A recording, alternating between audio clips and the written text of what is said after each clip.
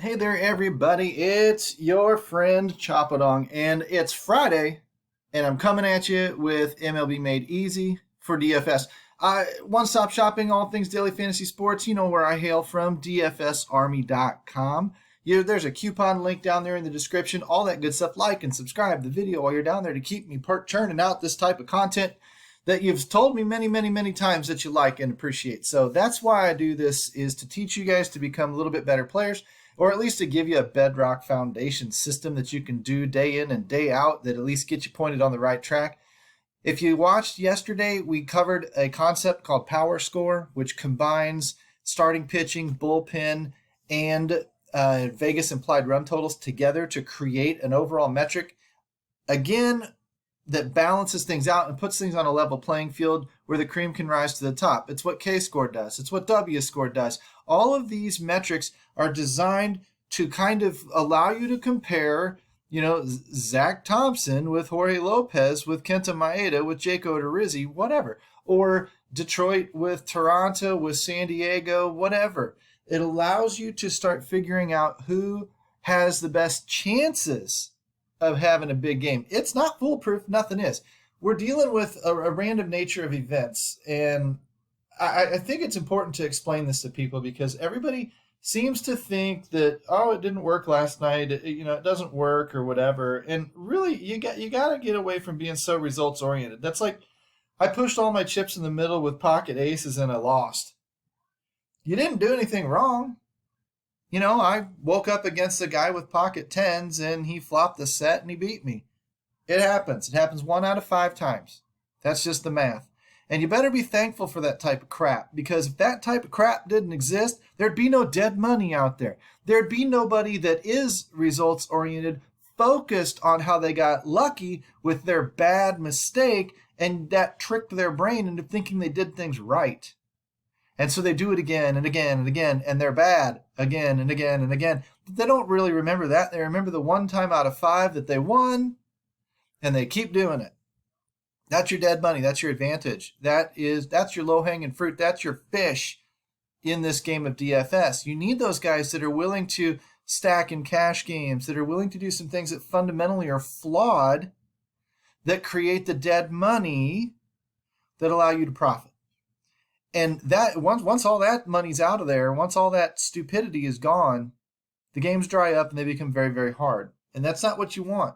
So you have to stop being so results oriented. You have to figure, I did it right, it just didn't work out. We've got a pitcher on the slate, say his name is Max Scherzer. And let's say he usually gets 40 to 50 points. Well, if I run the slate 100 times, maybe 5 or 10 of those times he's 60 points plus. Maybe 5 or 10 of those times he's 30 points or less. I don't know what night you're going to catch when you roster him. Nobody knows that. What I do know is that probably 60 to 80% of the time, he's going to be somewhere between 30 and 50 points. And that's all I care about. If this isn't the night that, I certainly don't bitch when he scores 75 points and go, man, you were wrong. You said he was only going to score 50. He scored 75. You suck. So let's stop doing it in the other direction. Man, you were wrong. You only scored 15 points. Man, get over it. You've got a bankroll if you know how to use it. Don't be such a degenerate gambler, thinking that everything that you do has to win every single time. It doesn't work that way. Basically, the people that understand this game, the people that are good at this game, know that there's a range of outcomes. He's usually going to fall within here and here. Sometimes he falls below that. Sometimes he falls above that. Great when he falls above it. Bummer when he falls below it. But it doesn't matter. I didn't do anything wrong. He was still in a good spot on that slate, and he made the most sense for what we were doing. Okay? That's all this is. And that's all this system is that I'm getting ready to show you for the 1,000th time. I'm going to show you who's most likely to do well. I don't know if they're going to give you a ceiling game or the worst performance of their life. I don't know that. I know that generally speaking, they're going to provide production for you. And I'm trimming the fat. I'm making the better decisions as opposed to the worst decisions. And over time, the better decisions pan out and create better. Now, I mean, you're rostering 9 people. And when you roster 9 people, you're going to have 1 or 2 duds, and you might have 1 or 2 really, really good ones. The people that win the big, giant GPPs got all 9 correct. That's like, hitting all 6 Powerball numbers, right? It happens. Somebody's going to have it work for them tonight. But most of us are going to have a couple of duds that really hold us back. You're going to sit back with your bankroll, and you're going to do this over and over and over and over again, waiting for your night. Like I said yesterday, get under the shade of a tree, pop a beer, and sit back and wait for the wave to come ashore. Just be there. Be sitting under the tree. Don't be pissing over there across the road. Don't be eating dinner with some hot bikini thong that walked by. Be sitting under that damn tree when that wave crashes ashore so that you can catch it. Okay? Don't go changing this and that and this. Do this. You will win. Eventually, you will have your night. Okay? Here's how we do it. We dive over here to the chop shop and we sort the K-score from top to bottom. And we see we don't have any massive K-scores tonight, so we don't have a dominant pitching night. We've got some good pitchers. Any of these guys are in play. So I'm looking for what makes the most sense in terms of the pitcher, the stability of the pitcher, maybe the price point. See, like I see a Manoah down here who has a great K per 9, 546 K score. But is that much worse, or is that much different than Alex Cobb or Zach Thompson? No. Guess what? They saved me money for the same basic K score. Same down here. Charlie Morton and Alex Manoah are not that much different. And because it's $300, you might choose a Manoah because of the little bit higher K score. But if you come down here, 6,300 for Jorge Lopez. Now, Jorge Lopez is potentially a train wreck, right? Well, it's actually Nestor Cortez. Only 8 starts, averages, looks like under 3 innings per start. That's an opener. You probably wouldn't pay any attention to that, but he's got a good K score. Jorge Lopez, 17 starts, 80 innings. Do the math. That's what, I don't know, 4 or 5 innings per start. That's not great. He's got an ERA over 6. That's not great. He's got a W score through the roof. That's not great. But if he catches fire tonight, for the money you save, $4,000, he's not that much different in terms of strikeout potential than a Charlie Morton. The thing is, he's probably going to allow more earned runs against him. But you do this up and down this list, you're going to land usually towards the top of the K-score list. Something like Zach Thompson, Alex Cobb make a ton of sense. Manoah might have great upside. He might carry all the ownership and be a cash game pitcher. He might be best used for tournaments. But these are going to be generally the guys that you're looking for. You're going to come down here to the list, and we don't see an Odorizzi, we don't see a Maeda, we don't see Taijuan Walker, we don't see Brad Keller, these types of guys that are really good targets tonight. They don't have the strikeout potential to really save your bacon. That's all that is. That's all we're doing there. And it makes a ton of sense. And most nights, one of these pitchers is going to have a good night, and you just have to make the right decision to land on him. Or you play MME, you fill out 50 or 100 or 150 lineups, and you take, 5 to 10% of all of them and 20 to 25 to 30% on a few of them. Same thing. It's absolutely no different. But these are the pitchers you're going to be focused on. We switch over to W score, and we flip it on its head, and now we're looking, there's Jorge Lopez, we're looking at Kyle Freeland, we're looking at stacking against these guys because they're giving up high WOBAs against, and they're matching up against a team that produces a decent WOBA. So White Sox, Padres, Phillies, Indians, Diamondbacks, Dodgers, Athletics, Red Sox, these are the guys that I'd be looking at stacking. I'm starting to find a number. Now, I've always said there is no number that I like, but I'm starting to find a number over 650. Well, that's 1, 2, 3, 4, 5, 6, 7, 8, 9, 10, 11 teams with potential. I don't know which one's going to nut the slate. I know there's 10 of them that might. I know there's 10 of them that have better chances than these guys down here. So I'm going to be putting more weight on these stacks up here so that I'm playing the odds. Now, I'm going to use other factors. I'm going to use some ownership.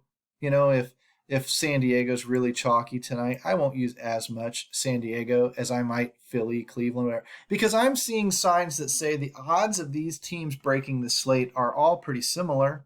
And if they're all pretty similar, if everybody has a 10 to 15 to 20% chance at breaking the slate, I want the guys that you don't have. Because I know you're going to go, well, Vegas says this, or that tout over there says this, or my ownership projections say this, and you're going to just go right over there like a little monkey, roster them. That is not how you play baseball. When baseball is like being a cop. You know, like most of us normal people hear gunshots and we duck and we run away from the gunshots. A cop is weird, man. He's wired differently. He runs to the gunshots, right?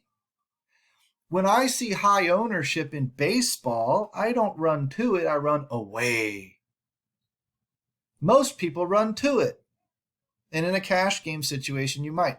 But a good baseball DFS player runs away from that ownership and says, I don't have a chance at winning if I take those guys on. I'll have a few shares, whatever, but I don't have a very realistic chance of winning if I take those guys on because everybody else has them. I have a better chance at winning if those guys fail and I'm over here on a team with similar chances to win and way fewer people that I'm fighting with that particular stack. That's how you win baseball. Because in baseball, a 300 average is a Hall of Famer, right? I mean, the chalk fails in baseball more often than it succeeds. So bank on that, bet on that, play those odds. Understand that the chalk's going to fail, let people down more often. Therefore, I'm not going to be there. I'm going to let everybody else be over there. That's why it's the chalk. And I'm going to be over here instead, okay? So you got to use ownership reports with these two. But generally speaking, these are the teams that we're going to be stacking. And when I come to the trends tab, I cut this down today because it's a huge slate, 440 in the WOBA and 250 in the ISO, and that still yields a pretty big list. Because the slate's so big, there's a lot of hot hitters out there, a lot of raging hot hitters out there. And those are the guys I'm going to use. I'm going to alphabetize them so that I can match them up in my optimizer and I can boost all of their projections.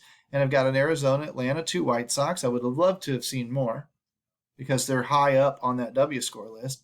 Cincinnati, Cleveland, Detroit, Houston, twice, KC, LA, twice, LA, Miami, Milwaukee, twice, Minnesota, Oakland, Philly, twice, Pittsburgh. I would have loved to see more San Diego. Didn't see more San Diego. Seattle, San Francisco, 2 Tampa Bays, Texas, 1 to 3 Washingtons. If the 3 Washingtons are high on the W score list or high on implied run total or whatever, this is a team that I might focus on because they're clearly hot right now. They've destroyed 2 decent pitching matchups in San Diego with 8 and 9 runs or whatever the hell they've scored, right? That's worth paying attention to in baseball. So these are the hitters I'm going to key on. These are the guys who are going to be my stacks. These are the guys that are going to be one-offs sprinkled in through the rest of my lineups. And then what I'm going to do is I'm going to run into our Discord channels, free to join, by the way. I'm going to run into our Discord channels, and I'm going to post the percentages of the teams that you should take that will go by ownership, the way our buddy Scott Newman does it. But then I'm going to do things personally a little bit differently. Last night I was on Detroit, not Minnesota. I was on Detroit hard. Scuba was looking great for a while. I was taking that gamble. I still got damn near almost all my money back when everybody else that followed the Minnesota chalk and whoever else, the Scherzers and Darvishes and whatever else, those guys all failed. Those guys lost most of their money last night. I got almost all of mine back. Why? Because when everybody went that way, I went this way. And that's what I'm going to encourage you to do. Now, you can play a couple of different ways. You cannot at all discount the fact that the chalk has been winning this year. If you want to play that way, play that way. That's fine. But don't switch and do one thing one day and one thing another and one thing one day and one thing another. That's not going to help you. Pick one. Pick the one that makes sense to you. Trust it and go park your ass under that palm tree, crack a beer, and wait for the wave. I promise you the wave is coming. All right. This is a quick Friday video, whatever you want to call it. We'll talk more through the weekend. We'll talk more about, with our VIPs, about all of the different methodologies. We go into detail with your game. So come and check us out, dfsarmy.com. I'm your buddy Chapadong. Thanks for liking and subscribing the videos as always. Have a great Friday. Have a great weekend. And we'll talk to you real soon. Peace out.